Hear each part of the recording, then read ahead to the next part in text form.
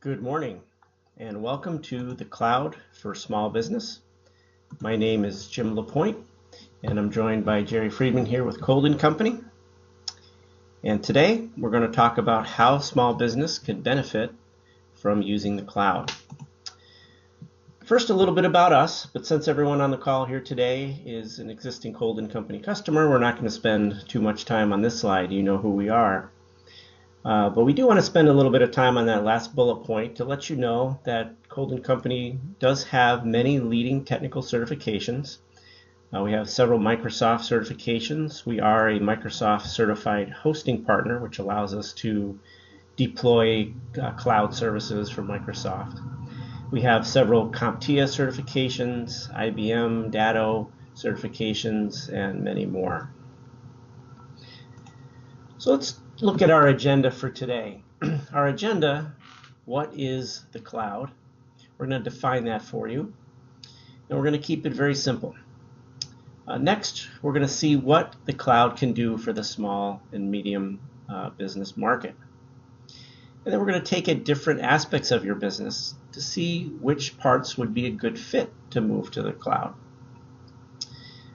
And next, we're going to talk about why Colden Company can help you get there and help you with your cloud needs. And finally, we'll finish up with some Q&A. Okay, so what is the cloud? In its simplest terms, the cloud is really just an off-site location to store your data and applications. Now, there might be a cloud computing purist out there that would listen to that and say, no, it's much more complicated than that. So the more complex definition might be a distributed cluster of remote servers on the internet used for processing. For our sake, we're going to keep it simple.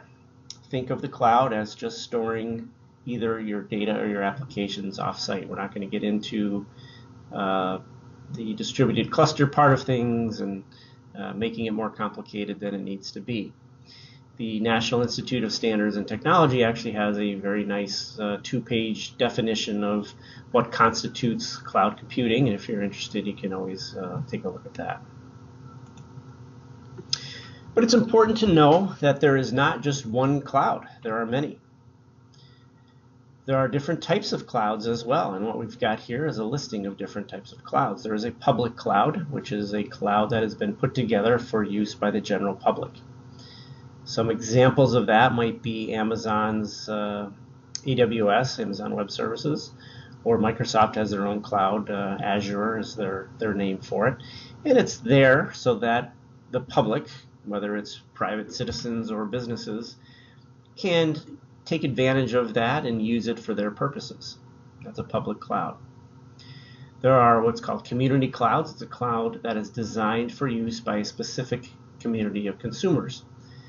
That might be a line of business application where the vendor has put together a cloud offering so that their customers don't have to maintain the application and corresponding hardware on site. The application provider is going to do that for you. So that might be an example of a community cloud. There is a private cloud. That's a cloud that is provisioned for and managed by a specific organization. So if Colden Company here created our own bank of servers that we manage and we use, that might be an example of a private cloud. And finally, we have a hybrid cloud, which is really a combination of any of the above types of clouds. But the takeaway here is certainly that there is not just one cloud, there are many, many different types. So cloud services can be delivered in many ways. This top bullet item here, software as a service, is something that you've probably had some exposure to, and really you're going to get more exposure to it as time goes on. What that really means is you're delivering software as a subscription. So you're paying for it on a month-to-month basis rather than incurring a much larger expense up front. So Microsoft is looking to deploy Microsoft Office in that manner. They're already deploying their Office 365 in this manner. Other companies are following suit. Adobe is an example. If you want to use their Creative Cloud Suite, you're not paying $400 or $500 or up front for the software. You're paying a monthly fee and you can use that as long as you're paying that subscription. So there are certainly advantages to that. Your software is going to continually stay up to date, so you don't have to worry about updates and things like that when you're using a subscription-based service. Those updates are typically included with that service. So this is really the way a lot of software deployments are going. It's something you're going to see a lot more in the future. Infrastructure as a service is another method of delivering cloud services. And what this is it's not just a particular piece of software that you're delivering to a customer, like Adobe Creative Suite we mentioned as a software. Here you're actually providing hardware and software. So rather than deploying a server in-house, you're renting server space in the cloud somewhere with an application or services running on that hardware. So you're getting both the hardware and software. You're also getting firewalling services, things like that, in the cloud. So that is really infrastructure as a service. Third, we have a backup as a service. If you're a Colden Company customer, as everyone on this call is, then you already know that we have backup as a service offerings, backing up to the cloud. And essentially the way it works is we're using space out in the cloud to store encrypted backups for you. And that is backup as a service. Finally, cloud services can be delivered in a build-your-own method or environment there, where you're deciding what you need, you're procuring the resources and building it out yourself. So that would typically be for a private cloud type scenario. Okay. So I've just popped up a poll question on your machines here. How many of you are currently using the cloud today for business? So please go ahead and respond to that. It's a simple yes or no question. And while you're doing that, I'm just going to continue to talk here. Essentially, most businesses today are using the cloud one way or the other. And I can see here we're getting almost 100% of you out there are actively using the cloud today. There's many purposes that the cloud can be used for, and we're going to go into those in some detail, but some of the very obvious ones. Let's, again, keeping with our very simple definition of cloud, if we go back 15, 20 years ago when we talk about websites and web pages when they first became popular as really marketing pieces for businesses. So you had, instead of an advertisement in a magazine, you had your own web page that you could tell your story to customers. And these were really great things to put in a cloud type environment or offsite environment because they really need that high availability. Originally, websites were stored in-house at your location, but if your internet went down or had some kind of an internal problem, then customers couldn't get to your web page, they couldn't find out about your business. So it was a great component to be moved to the cloud, where you had that almost 100% access time or uptime, that high availability, where it can be managed off-site, and it didn't matter what your internal network was doing, customers are still going to be able to get to your web page. So that type of reasoning is really one of our first reasons here why you might want to use the cloud for other things. That translates to other things as well. Typically, cloud solutions give you very high availability, gives you that ease of administration. Essentially, you're offloading that responsibility for maintaining that environment to your cloud provider. And that's a good reason to bring up the point that all cloud providers are not created equal. It's very important to know who you're partnering with, what the expectations are, what kinds of service level agreements are being offered, those types of things.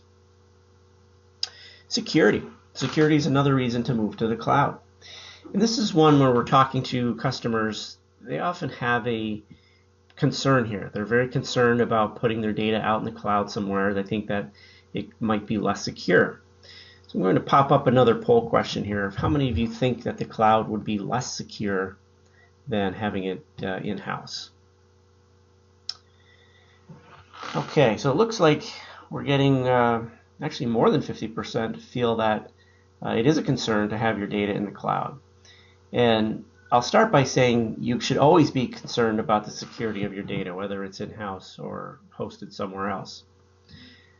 But the reality is your data is likely going to be more secure in a cloud environment than it would be on-prem. And here's the reason why. Most cloud providers that have built out these multi-million-dollar data centers, they have the resources to put into top-notch security. And again, I'm going to put the caveat on that all vendors are not created equal. But in essence, this is the business that these people are in. It is their job to make sure their customers' data is secure, that it's backed up, that the high availability is there. That's the business that they're in. They have much deeper pockets than the average small to mid-sized business to protect that kinds of data. And there was a study done recently that showed that the majority of hacks that occur actually are occurring in the small to mid-sized business. The number was staggeringly high. About 85% of hacks are on small business. And that may be counterintuitive to a lot of people who think that the Targets of the world and the Home Depots that have been the victims of high-profile hacks are really where it's at for the hackers. And while those are the ones that get the news coverage, the majority of businesses that are hacked are not those businesses. It's the small to medium-sized businesses that don't make the news. And the reason is very simple. They're easier targets. The hackers have realized that if you're going to try to break into somebody like a Home Depot or a Chase or someone like that, the stakes are very high, number one, and it's going to be very difficult because they've got a lot of security measures in place. Most small to medium-sized businesses don't have near the level of security measures, so they're going to attack those businesses, and they may not know what's behind the other end of that firewall or really that IP address. They're not necessarily out there saying, I'm going to target Joe's Plumbing today. What they're doing is they're going after IP addresses. The internet has a finite number of IP addresses out there that are assigned to businesses, and they're really just going through the numbers and running programs to see what vulnerabilities are there. And these programs are going to come back and say, aha, this IP address has some holes on these ports, and then they're going to exploit that. And they have no idea that it's Joe's Plumbing behind the scenes. They just see a vulnerability, and they're going to exploit it and see what they can get. Now, Colden Company, as a managed services provider, we have programs in place to detect these types of hacks. That's one of the things we do. So we see this much more than you might see it as a consumer. We see that these hacks happen all the time. You would be shocked at how frequently they happen. We have customers with servers that are, we call them outward-facing or internet-facing servers for remote access, as an example. There are unauthorized hacking attempts on those servers practically every day. And I'm not exaggerating here. The small to mid-sized business is under attack much more often than they realize.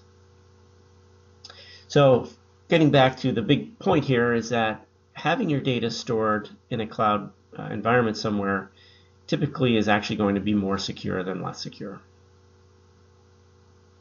Okay, let's move on to cost. Now, this is obviously an important one for people. The benefit of using cloud services is you're going to have less capital investment in infrastructure if you're using the cloud. And I'm going to give you an example here. We had a customer come to us. They're a CPA firm. They had accountants that were scattered around the US, and they wanted to use a central software application where they could all use the same software, produce consistent tax returns, have everyone have access to this pool of tax returns. They came to us asking for a server and how to implement that. And after listening to their story and what their needs were, we determined that a cloud solution would really be best for them. We put it up in the cloud so that everyone could have equal access to it from all over the country. They did not have to spend that capital investment in the infrastructure. And we put a subscription service or software as a service model in place for like their Microsoft Office licensing as an example, and even their tax software. The reason this was such a great idea for them is tax taxes is a very seasonal business. So in December, they don't have as many folks on staff as they do in March and April when tax season is very busy. On the traditional model where you're buying software, let's say they had 4 full-time employees and they ramped up to 10 during tax season. In the old model, they would have to purchase 10 licenses of the software, 10 licenses of Microsoft Office, and the majority of the year when these temporary workers were not on staff, those licenses are sitting there idle, not being used. It's a waste of their money. With software as a service, what we could do is ramp up the licensings for February, March, and April, the busy tax months, ramp up the number of licenses to 10, and then after tax season over, we ramp that back down to the number of full-time employees that they needed for the rest of the year.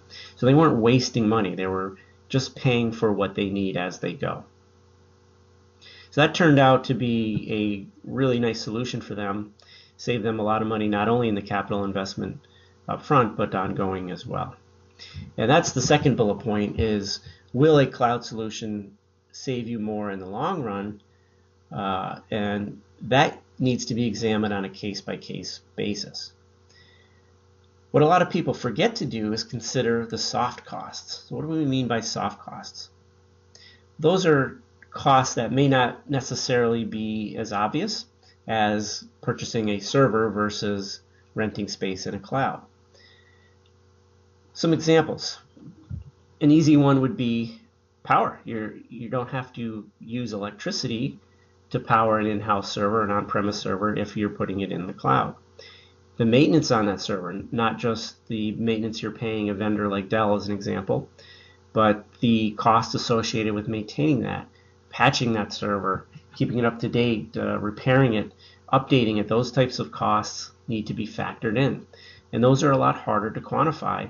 But if you're going to have a true apples to apples comparison of a cloud product versus an on-premise product, those things do need to be calculated. So the bottom line is, when you're talking about why use the cloud needs to provide your business with a better overall value proposition. If it can't do that, then you don't need to use the cloud. But the reason the cloud is continuing to gain popularity and to gain users is because in many cases it does provide that better overall proposition.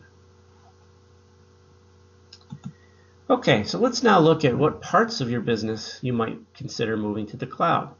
Now we feel that email is a great fit.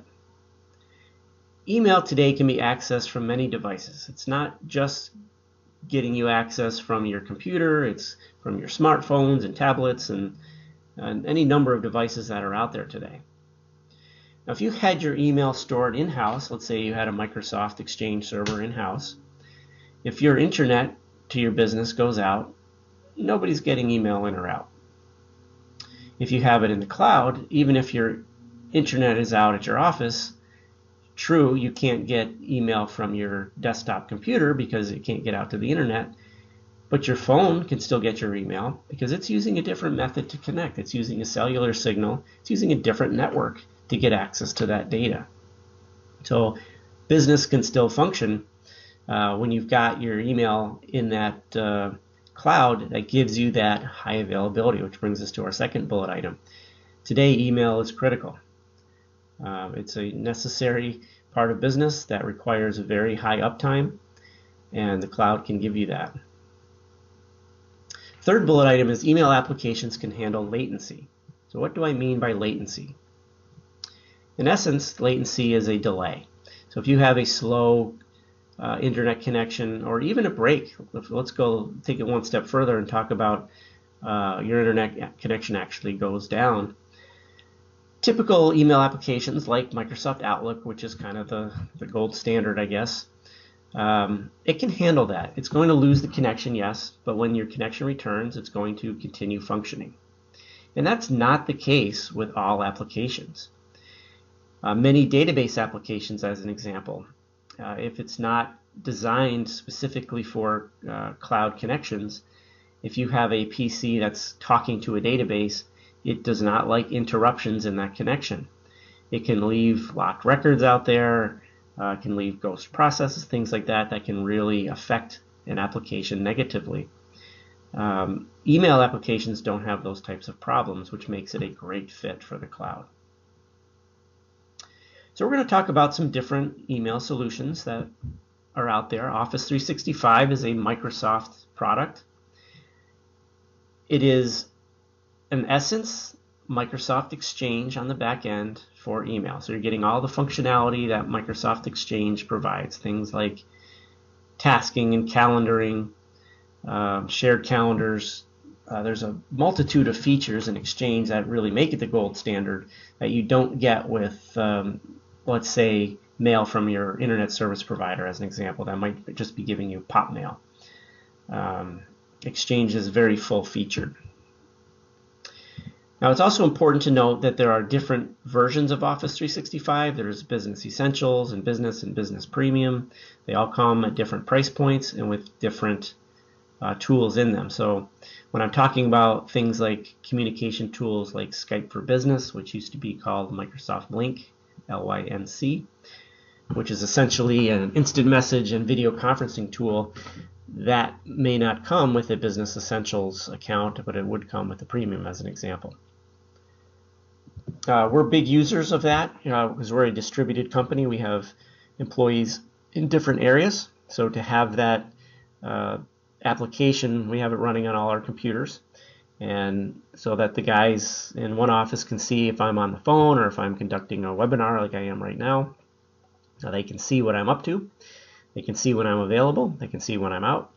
And we can do things like screen sharing. If I want to show somebody how to do something, I can simply connect to them through Skype, share my screen, show them what I'm doing. I can take control of their screen. There's a lot of functionality to that for business collaboration.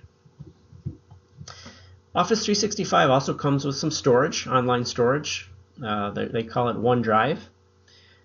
With the business packages, it's essentially a SharePoint type solution where you can create different areas for different parts of your business, provide access online so that everybody can share access to that storage. With some version, you're also getting Office licensing, which this is, again, the software as a service subscription-based model. You never have to buy another copy of Office again. If you've bought a new computer in the past, chances are you're buying Microsoft Office with it. Many businesses will buy what's called an OEM license, which essentially is tied to a computer. So when you change computers, that software cannot move with you. Now, if you have a retail copy or volume license, those are movable, but they cost more than the OEM versions. So with Office 365, you're getting the bits for Microsoft Office included. It's great because they're continuously streaming updates to you, so you're always going to be on the current release of Microsoft Office, and you're not having to purchase upgrades as they come out with newer versions. It can keep everyone in your office on the same version, no more compatibility issues. So it's a benefit of going with Office 365. They also have something called Office to Go, which allows you to open your Office documents on portable devices like phones and tablets. Now, it is important to know that they have the least guaranteed uptime of all the cloud services that we're going to be talking about here. They have a 99.9 guaranteed uptime, which sounds terrific until you do the math, and it comes out to be about a day a year. 8 hours or so of downtime was acceptable to them. We were early adopters of the Office 365 beta before it was released to the public. And just being honest with you, at the time, we were not fans. They had some stability issues. That was several years ago. And at this point, it has definitely stabilized. There is a lot of very large businesses as well as small businesses that are running Office 365 very successfully today. So we'll have to give Microsoft their due here, that they've really done a good job of stabilizing that. And it's also important to note here that all of these options that we're going to be presenting to you, we talked about Office 365. On this next slide here, we're talking about Google Apps. We're going to be talking about a hosted exchange solution as well. All of these options we're talking about today, we have customers running. And it's because we're not pushing any one particular solution to our customers. We're looking at your needs and determining what is the best fit for your business. So we like to consider ourselves vendor agnostic. We're not pushing Microsoft over Google. We're not pushing Google over Microsoft. We're looking at what your needs are and helping you determine what's the best fit. So let's talk about Google Apps for Business. It's the lowest price point of all the solutions here. And they have excellent collaboration tools. What they don't do well is market. They don't do a good job of getting out there and letting people know what they have for solutions. If you've ever worked in Microsoft Excel and wished you could have two people editing the same spreadsheet at the same time, then you need to know about Google Sheets, which is essentially their version of Excel. And we use that quite frequently here when we're working on projects. If we have a large project, or say we have a customer with 60 computers and they all need to be updated, we might get 3 of us to do it in the evening or whatever, and we'll split it up 20 computers a piece, and we'll have a big spreadsheet, and we can all be in there knocking off these machines one by one as we're doing them, and we can see each other's progress. So they have very good collaboration tools. It does not natively integrate with Outlook, which is a big negative for people that are Outlook users. They do have what's called a sync tool that will run in the background, and it will synchronize your email from your Gmail account or your Google Apps account into Outlook. And that's actually something that we use here at Colden Company. We actually have Office 365 account as well as Google Apps. And they have Google Drive storage, much in the same way that Microsoft is offering their OneDrive. They have Google Drive. Okay, third option here is a hosted exchange solution. Now this is running the same back-end software as Microsoft's Office 365. It is Microsoft Exchange on the back end. They offer some of the same options, the Skype for Business and the OneDrive storage, the Office licensing. All those things are similar in their offering as Office 365. However, it's going to be at a higher price point. So why would you pay more for the same service? Well, there's a couple of things that some of these providers offer, and there are many. At Colden Company here, we've settled on a particular vendor. They were actually the original hosted exchange provider. They were the first one to do it out there. They're actually the largest in the world. They have the highest guaranteed uptime out there. So they, instead of a 99.9, which Microsoft gives you, they give you 99.999, which is about 5 minutes or so a year of downtime. They also tout that they have US data centers only, so you don't have to worry about your data being replicated out of the country somewhere and then deal with the repercussions of management of foreign data centers. And lastly, and perhaps most importantly, they offer data migration services. So if you have a boatload of email in another application, whether it be an in-house Exchange server or something else, they'll help you migrate all that data into the cloud. Okay. Last year, we have a Cloud Email Plus, as we call it. It's a solution from Colden Company. And really what it is, you have your choice of any of those back-end platforms that we talked about. If Office 365 makes the most sense, if Google Apps makes the most sense, or if the hosted exchange model makes the best sense, you will choose that. And again, we have no dog in the fight, I guess. We have customers running all of those options. With that, we're going to couple that with our managed services agent, which allows us to remotely support you and connect in. We have scripts that will auto clean up your computer, keep it running optimally, and do monitoring on the system. So if any of your Windows services were to fail for any reason, it also checks your system's hardware, things like that. It's going to alert that there's a problem with your system. So we're coupling that in with the email platform and also giving you backup options. Now, all these solutions for cloud mail is great. Do you know what kind of backup you're getting? What happens if you inadvertently delete a whole bunch of email? Are you going to be able to get that back? So with Colden Company, we're thinking about those things, and we have backup options available to you that go beyond the meager backup solutions that some of these other products offer out of the box. Okay, I think we've beaten email pretty well and talked about your options there. Let's talk about your file data. And what we mean here, we're talking about your spreadsheets and your Word documents and things like that. Is that a good fit to move to the cloud? Important to note here that not all file data is equal.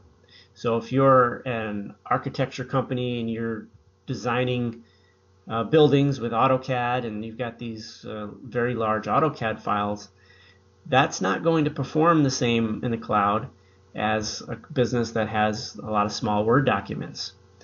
So those considerations need to be thought about. So the size impacts the speed of your access. And I've got a graphic here. It's a highway, and that's really to illustrate a point here. What you want to do is think about your connectivity in terms of a highway. And the more lanes you have on your highway, the more traffic can pass through. So when you're talking about a network speed, a typical in-house network might be running at 100 megabits per second, which you want to visualize as a highway with 100 lanes. Or perhaps you go to a gigabit network or backbone that would have 1,000 lanes. So you can see how much more traffic you're going to be getting allowed to pass through that highway by going to a gigabit backbone. But those are internal network speeds. When you're using a cloud provider, all of that data is going to be going back and forth through your internet connection. So it's very important to know not only what kind of file data you're going to be trying to access, but what your bandwidth looks like.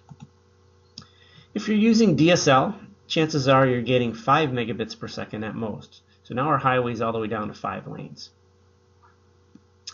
You can easily tell you're not going to be able to have the same kind of performance or same kind of speed on that highway as you can internally, where at a minimum you've got 100 lanes of traffic. Now, if you're using cable like Time Warner, you really need to review your contract. We've seen folks on the low end would probably be 5. Most people today probably have a little bit more than that, maybe in the 7 to 15 range would be typical. But it does go up from there. I've seen people with Time Warner in certain areas that have got 50 to 75 for speeds. And finally, we're mentioning a T1 here, which a lot of people think that a T1 is fast. It's 1.544 megabits per second, so you got a lane and a half of traffic there. Not very fast at all. The reason T1s were attractive, particularly years ago, was because it was giving you guaranteed bandwidth. You were guaranteed to get that performance. But compared to today's speeds, it's really very, very slow. Okay, so if you do have a lot of large files, like we mentioned the CAD files, you're probably not going to want to store them in the cloud unless you can get really great bandwidth. So an option for you there might be keep storing those things locally, but back them up to the cloud so you've got them safely stored off-site in the event of a disaster. If your business typically has smaller Excel files and Word docs and things like that, and that's really all you've got, the cloud storage might be a good fit for you. Let's look here. There's some other cloud options that we get asked about, products like Dropbox or Box.net, where you can create a consumer account and people can take business files and drop them in there and then access them from remote locations, whether it be computers or phones. You have to be very careful about these types of solutions, particularly if you're in certain lines of businesses, if you're in the healthcare field, if you're in financial services, if you're in retail, anywhere that you could be housing what we call sensitive data. Customer health records, social security numbers, credit card numbers, those types of information that you have a responsibility to protect. And if you don't, there are big corresponding fines that go along with not protecting them. So you really need to be aware of that. So with solutions like Dropbox, you're taking that data and basically getting it outside of your business's control. You're putting them in a third-party cloud solution that you're losing control over. So there are options that are better suited than Dropbox and Box.net. And we've got a second bullet in here, secure file sync solutions. These are solutions where you as a business can manage the permissions there. An example that I like to use a lot of time, it's a fear that a lot of businesses have, is they're afraid of their salesman plopping their customer list up in a Dropbox account, and then when he leaves, he's going to grab that and go take that customer list on to his next business. With some of these secure file sync solutions, you can control that. So you can pull access or decide who gets access to those files and pull that access before you release that salesman or let him go. You can take his access rights away ahead of time. So you're controlling that as a business.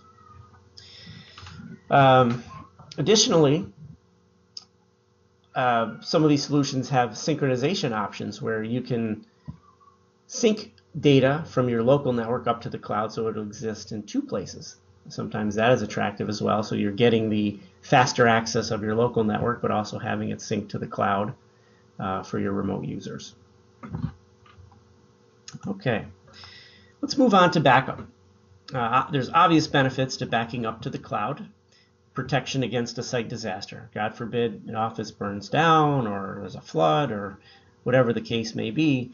If you're running a typical tape backup solution and your tapes are sitting there next to your server, in that site disaster you're losing not only your primary server but you're losing your backups as well.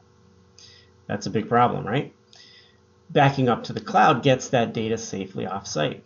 Now, some folks may say, well, we take our tapes off-site, and that's great.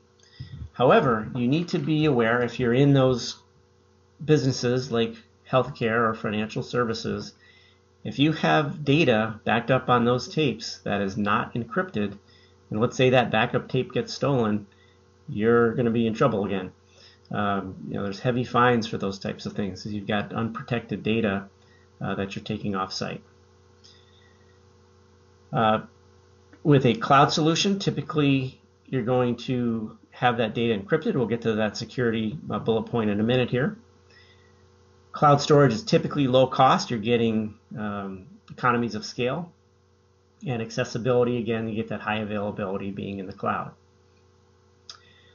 But you really do need to consider security and restorability because not all solutions are created equal. It's important from a security standpoint not only to have your data be encrypted at whatever location in the cloud your data is sitting, but there's a couple other points. You want that data to be encrypted in transit as well. So if somebody is tapping into the internet connection, all they're going to see is a series of ones and zeros, gobbledygook. They're not going to see your actual data in transit. So you want to make sure whatever solution you have is encrypted in transit and encrypted at the ending location. And also you want to make sure that whichever cloud provider you're using, you don't want them to have access to your encryption keys so that a rogue employee that might work at that data center might have that key. They could get in there and get access to your data. And any of the solutions that we're providing at Colden Company here, and we have several cloud backup offerings, all do these things for you. They're going to give you the end-to-end encryption, as it's called. They're going to make sure that the provider does not have your encryption keys. We manage those for you. And last but not least, we've got restorability. There are residential grade services like the Carbonates and Moseys that do cloud backup of PCs. What you want to make sure of is when you need to restore, how are you going to get that data back? In most cases, those residential solutions, you're downloading your data from their website. If you have, let's say, 500 gigabytes of data that you've accumulated over the years and you have a disaster, you need to re-download that, you're probably talking days of restore time to actually pull that data back. Our solutions, we're going to be able to get you that data on an external drive overnight. So restorability is something that needs to be considered as well. Okay, line of business applications. Is that a good thing to move to the cloud? And I'm going to give you the answer of it depends, which nobody likes to hear. But the truth of the matter is that all applications are not created equal. So the real question is your line of business application cloud ready? And there's really only one way to know that, and that is to ask them. And this is where a relationship with Colden Company can really come into play. We do this type of evaluation for our customers. We've seen a lot of software manufacturers that say, oh yes, we have a cloud application, but when we get into the details and ask them how they're deploying, we find out that it really is not designed for the cloud. They've just cobbled something together that they can call cloud.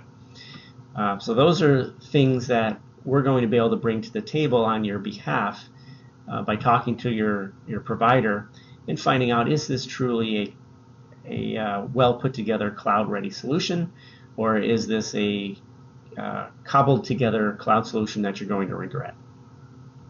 And again, we do have a lot of experience in this area.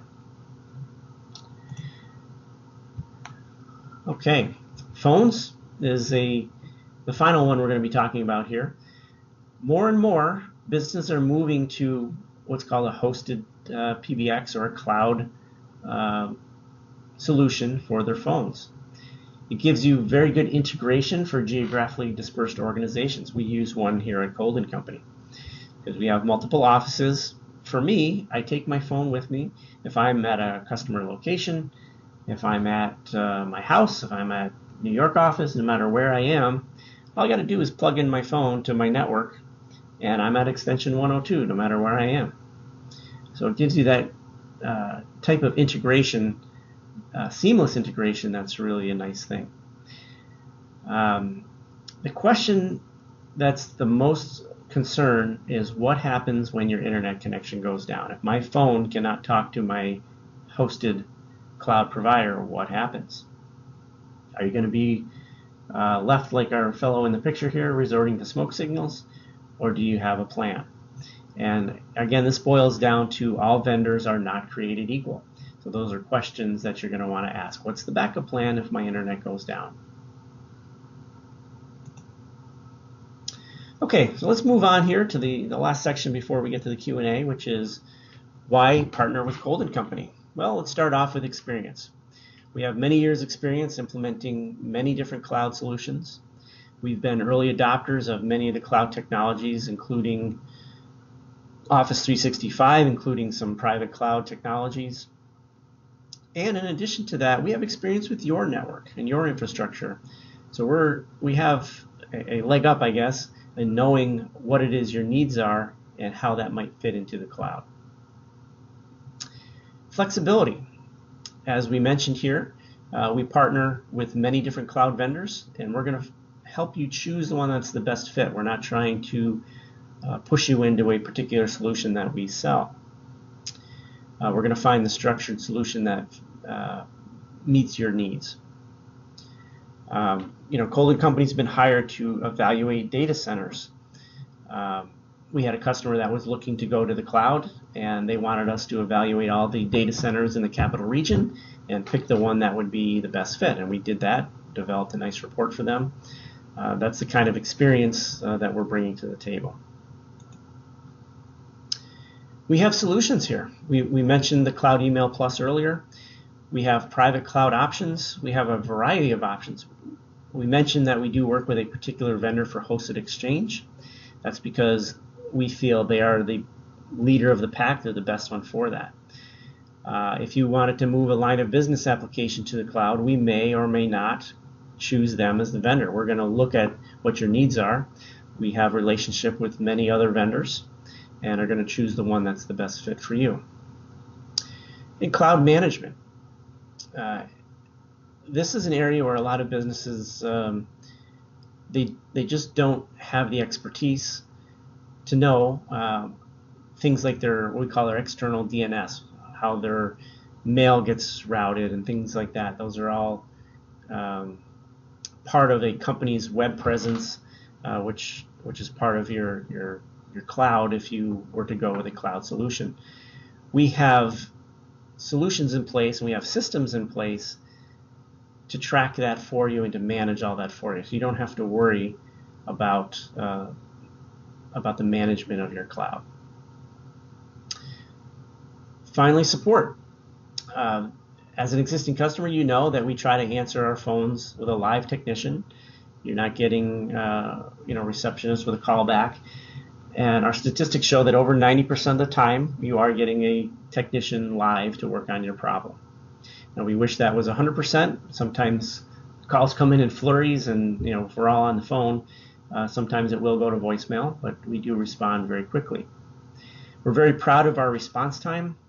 We did a survey in 2014 over a 6-month period where we evaluated our response time to emails that came into support@coldencompany.com. Our mean response time was just over 10 minutes. And frankly, that really blows away our competition. There's nobody out there that gives you that type of response time, and something we take great pride in. Our satisfaction rating is very high. We've been doing annual satisfaction surveys for a number of years, and in the fall of 2014, so about 9 months now, we've been doing surveys from our ticketing system. So when we close a particular ticket, you might have gotten a survey from us. What we do is we have 4 questions. We ask you to rate us on a scale of 1 to 5, with 1 being the lowest, 5 being the greatest. Over a 9-month period and probably 100 surveys or so, we've never gotten lower than a 4 out of 5. So that indicates to us that 100% of our survey results have been indicating a satisfied customer. If you were to tally up all those ratings, our rating right now is a 98 out of 100, which we are very proud of. I personally review every single survey that comes in. I record them. I record them by employee, so we can track if there's a particular employee that's not getting the results that they should.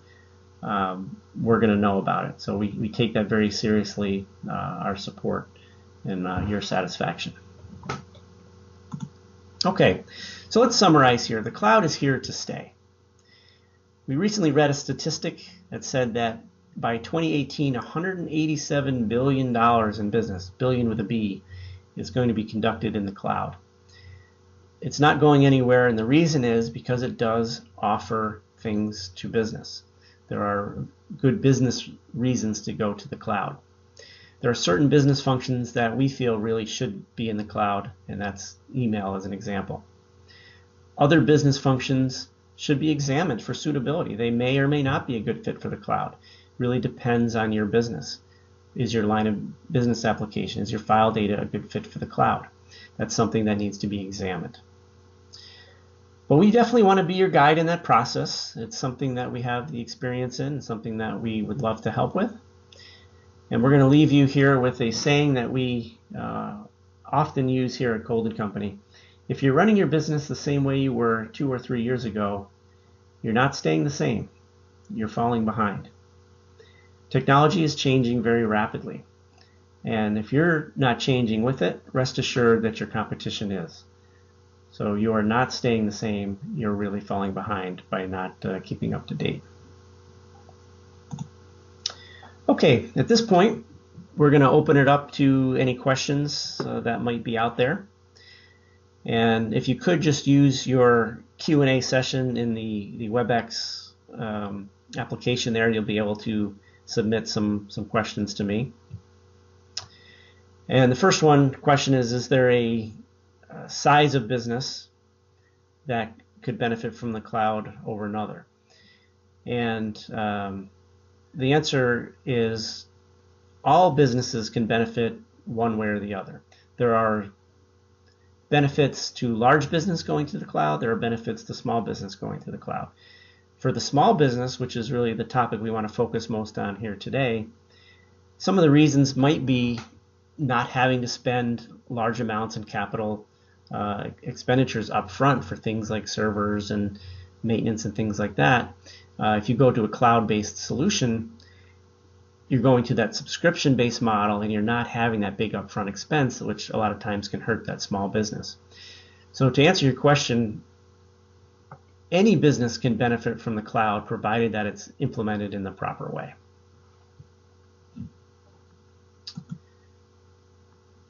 Okay.